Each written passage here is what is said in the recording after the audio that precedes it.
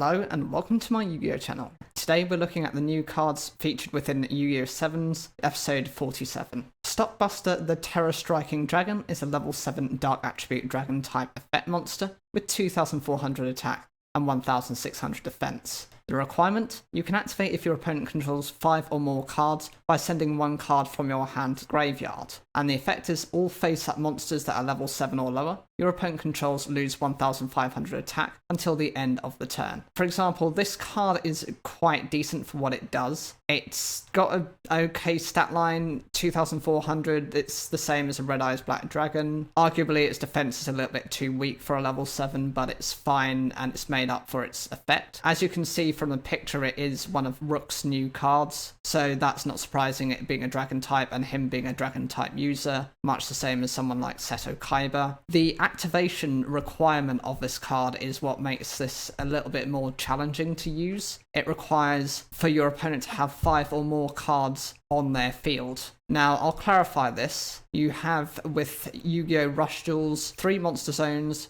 3 spell and trap zones, and I think you have 1 separate field spell zone, which can be at least separate. So in total, you can have up to 7 cards each. That means you only have really a couple of chances for this to activate, and potentially you have to wait until your opponent sets all these cards to get any potential from it. The other problem with it is this only affects monsters that are in attack mode, and they have to be face up. So if your opponent has anything in defense mode and face down, neither way it would work. So it's very conditional that way as well. The attack reduction is brilliant because for some monsters that can just zero out their attack points and then you're able to just OTK them or just get over some of the bigger threats. You can deal a lot of damage. Much the same as like having a direct attack on your opponent. But I do think it needs some balance to it, and I think that's overly balancing the card for what I would consider still to be quite a mediocre effect. Shining Employee Brand New is a level 4 light attribute machine type normal monster with 1400 attack and 600 defense. This being a normal monster means it doesn't have an effect, but actually for a level 4 and to have the attack stat of 1400, most monsters in the game so far that are level 4 and lower don't tend to reach this level of attack, so that's what makes it a little bit decent, and for the time being it is a little bit usable. It does say in the notes that this card's name is a mild nightmare, as the kanji is both being used to mean the words shine and employee in Japanese. Corporate Soldier Shine Black is a level 5 light attribute machine type normal monster with 1700 attack and 600 defense. Again, it being a normal monster means it has no effect, but unlike the previous example, this is a level 5 with that few attack points. This is what I don't understand. What is the distinction between the above monster that was a level 4 at 1400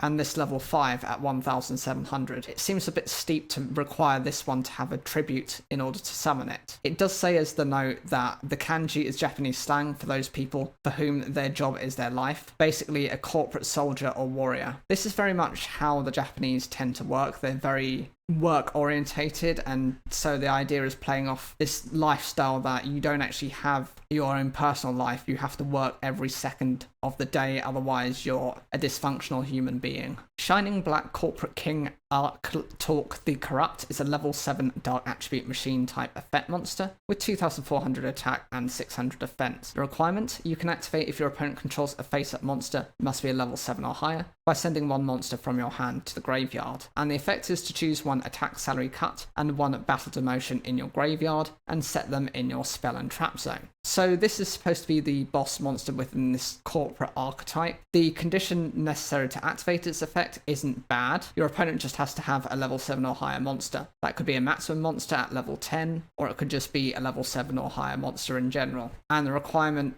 sending one card that happens to be a monster from the hand to the graveyard, it's very easy to use the effect. Depending on how well and how effective these other 2 cards are will determine how good this effect actually is, but at least it's a form of recovery and it actually supports a direct theme within the deck. Battle Demotion is a normal trap card with the requirement: you can activate when your opponent declares an attack on a face-up monster, must be a light attribute machine type you control, by paying 600 life points, and the effect is to choose choose one attack position monster your opponent controls and change it to face up defense position. What I consider this to be a little bit like, what I compare this card to is a card from Yu-Gi-Oh! Zeal known as Butterfly Yoke. It's a trap card which can equip to your opponent's monster, and then it lets you change your opponent's battle position once per turn. So this is very similar to that. The condition of this is it only activates when your opponent declares an attack, and it has to be on a very specific type and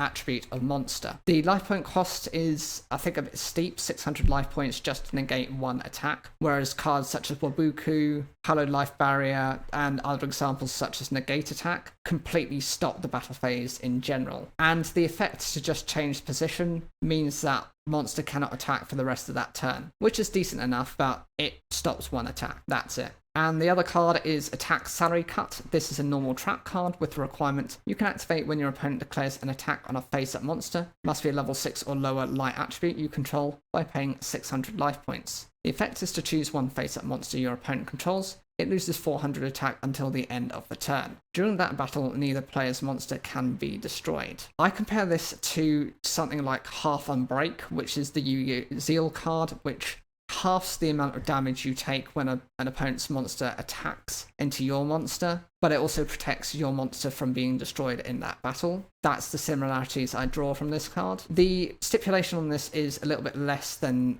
the other card, Battle Demotion, because this only requires it to be a light attribute monster rather than a light attribute and a machine type. This life point cost is also the same at 600. Very easy to activate, but both of these are battle-based traps. If they cannot activate because your opponent MSTs the Mystical Space Typhoon, Cyclone Dice Typhoon, or Cosmic Cyclone, any of these cards, then you have no use of them. So there's no point in really recovering something that is very limited in its capacity. The stat reduction as well, if 400 attack points, is not worth running either. Better to run things that will boost your attack points a little bit more than to run something as conditional as this. Deadly Business Card Exchange is a normal spell card with the requirement you can activate if you control a face-up Shining Black Corporate King Talk the Corrupt. The effect is to choose one face-up monster, must be level 7 or lower your opponent controls, and destroy it. If a monster was destroyed by this effect, you can also choose one monster that's a level 5 or lower machine type in your graveyard and special summon it to your side of field face up. This card actually has quite a lot of utility. It does require you to have a very specific card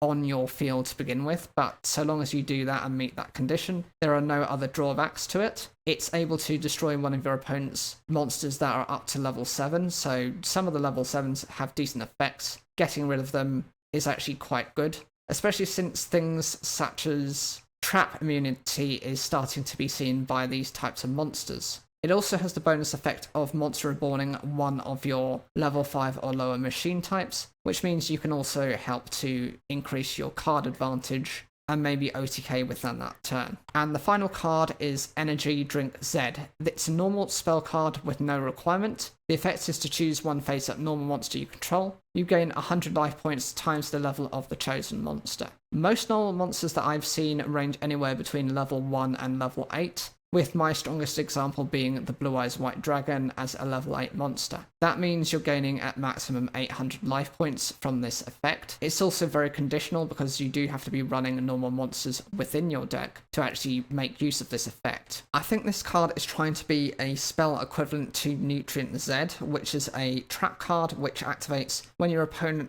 is about to do over 2,000 or more points of battle damage. You basically gain 4,000 life points, so the whole idea is you are losing less life points than you would have from the attack. Actually, you'll end up with hopefully plus in your life points. You won't get that from this effect. 800 life points is here and gone within a second. Overall, none of these cards really impress me. For an archetype, it does seem pretty poor, and there isn't anything I could actually specify that's really that good.